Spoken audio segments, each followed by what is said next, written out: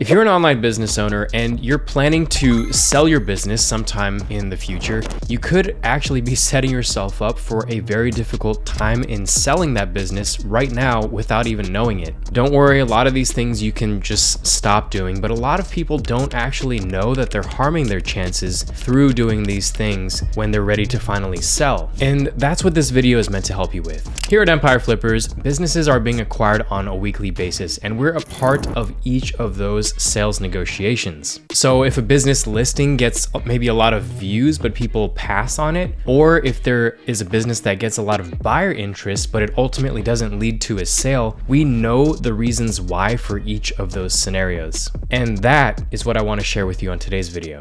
So here are the main things to focus on, to stop doing, or to avoid doing altogether that will give you the best chance of selling your business when you're ready to do so. So when businesses do fail to cross the finish line, there are usually two areas or phases where this normally happens. The first are with the characteristics of the business itself, and the second is during the negotiations phase. Now, there is a third important reason that I'm going to leave to the end because I think these first two phases require a little more of a detailed explanation. So first, let's talk about the business itself. The two key questions that a buyer will ask themselves when looking at any of the businesses on our marketplace are: one, is the business stable and is the risk low? And then two, do I have the time, the experience, the knowledge required in order to acquire this business and ensure the business continues to operate as it is at the moment that I acquire it? Now, this may sound obvious, but a lot of businesses still do come through our pipeline that either have certain risks associated with them or would be difficult for a buyer to acquire them. So let's talk about the first point, which is demonstrating stability in your business and its defensibility to risk. So the first thing is experimenting. If you are planning to sell your business within 6 to 12 months, you should stop experimenting on your business. Experimenting is a great thing to do during a growth phase. It can show or open up new revenue or traffic channels. It can show growth opportunities for potential buyers. It can also communicate to buyers what you've tried before that hasn't worked, that buyers can then know to avoid. But when you're trying to sell your business, you want the last 12 months at least to look as stable as possible. And that means showing repeating sales and traffic from the same sources month after month. When a buyer looks at your business, it needs to look like a money churning system that will continue to make money for the buyer after they acquire it and for many years to come. So the volatility that can come from experiments can paint a very different picture for buyers, where they begin to start to feel a bit of uncertainty about your business,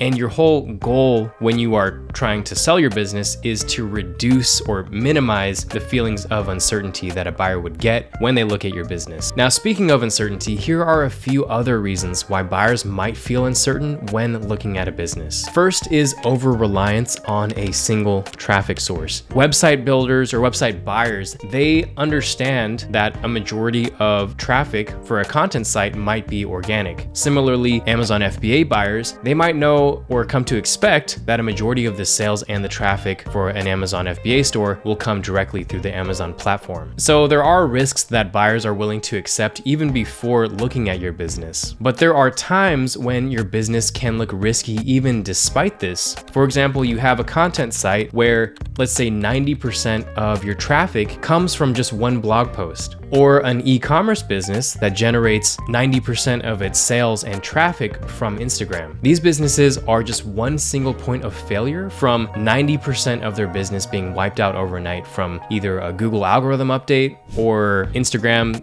deeming that account as violating some form of terms of service and shutting that account down. So you should avoid this scenario by diversifying your traffic sources if possible. And ideally, this would look like you not being just reliant on organic traffic, but also having a component of social media traffic or an email list. But if not that, then this can look like even having more of your traffic, your organic traffic, being spread out or driven by multiple blog posts as opposed to just one or a handful. So that's the first point on traffic. The second point is also about traffic, and it's if your business drives traffic through a channel that a buyer doesn't have experience in. So let's say you mainly drive traffic through paid ads. If a buyer doesn't know how to manage a paid ad campaign, they could be less likely to want to purchase that business when they could alternatively buy a business that doesn't require any new skill sets for them to acquire. So if this describes your business, you should consider hiring out a contractor or maybe an agency in this case for managing your paid ads, or to have everything set on autopilot pretty much so that a buyer doesn't need to acquire a new skill set in order for the business to continue operating. Now, the last point about reducing buyer uncertainty is declining year-over-year traffic and or revenue. In short, buyers feel more comfortable buying a business that is either stable or on an incline. Now, this could be just due to the times. For example, during 2020 and 2021,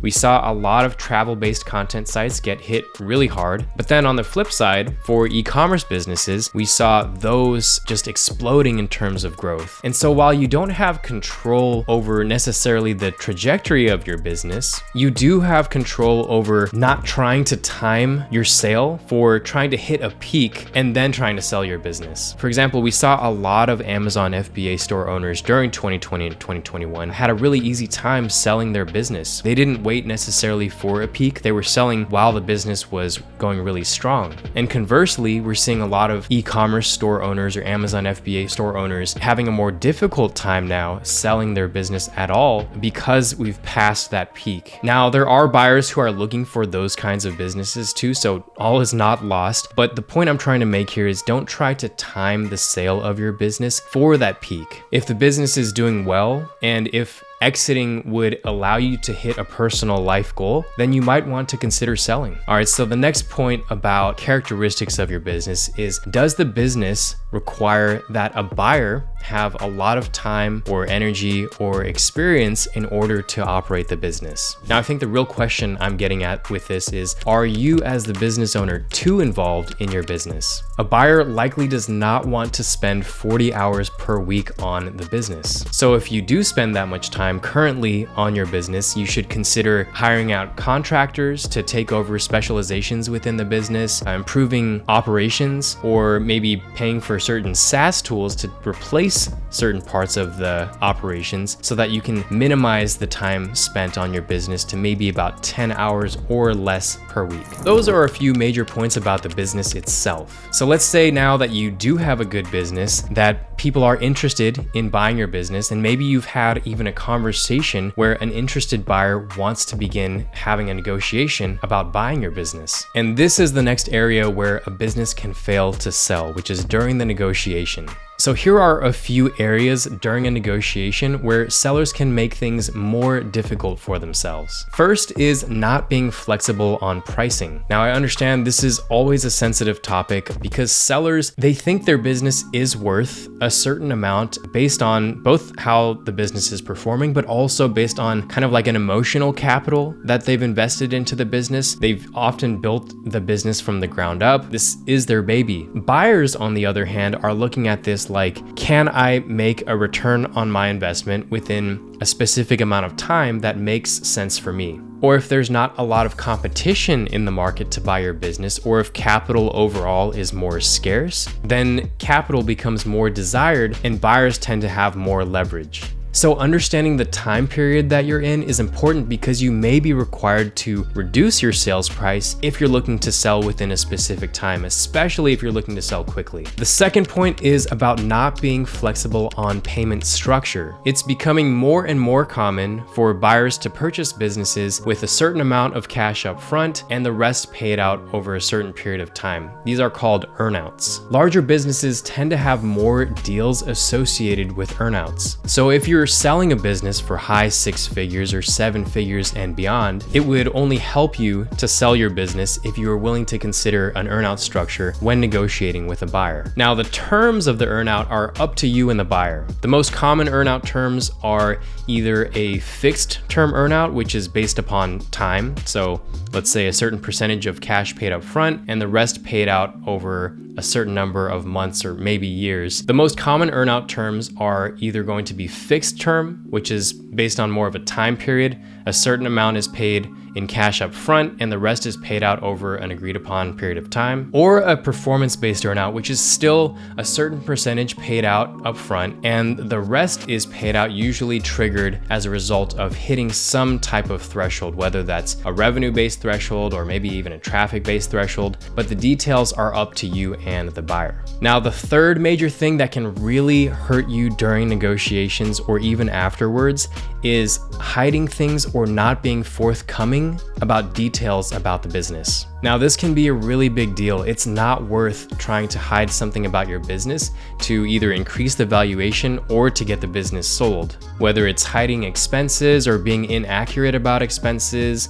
or not being forthcoming about violations that may have happened, whether a certain product has been shut down or an account had been shut down. Maybe you used a PBN in the past. You need to be upfront about this because this will almost always either reveal itself during the negotiation or after the buyer has purchased the business, which is worse because now you have the buyer coming after you with a lawsuit and you're being banned from working with brokerages. So those are the two major areas. Now, the third area or reason why businesses fail to sell is where a seller decides to try to sell their business. You might have an awesome business, you might be flexible in terms of pricing and being willing to negotiate, but if you're posting on a random public social media page, for example, you don't actually know who's looking at your business. Some people just want to get business ideas and never intended to buy your business. So protect yourself and only be willing to publish details about your business on ideally vetted marketplaces or locations or marketplaces where buyers have had both their identity and their liquidity verified. Or if you're doing a private deal, make sure to vet the people who are interested in your business, similar to how a brokerage would. Or just work through a reputable brokerage to avoid having to do all of that yourself. So if any of this was overwhelming or unclear to you, I highly recommend contacting someone from our team to talk about your specific scenario, especially your specific timeline and goals for a sale. I'll leave a link to that in the description below. And if you want to hear our take about why Elon Musk might have actually been a genius for buying Twitter at $44 billion, then click on the video here. So that's all I got for you now. See you next time.